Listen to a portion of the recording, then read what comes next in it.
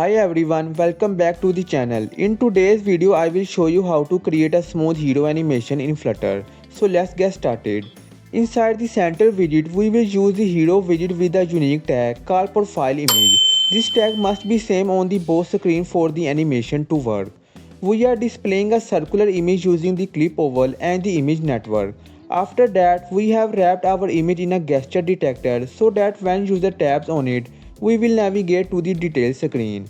When the user taps it, Flutter automatically performs the hero transition between these two screens. Now inside the details screen, we again use the same hero widget with the exact same tag profile image. Even though the size is different here, Flutter automatically animates the image shrinking or expanding smoothly depending on the layout.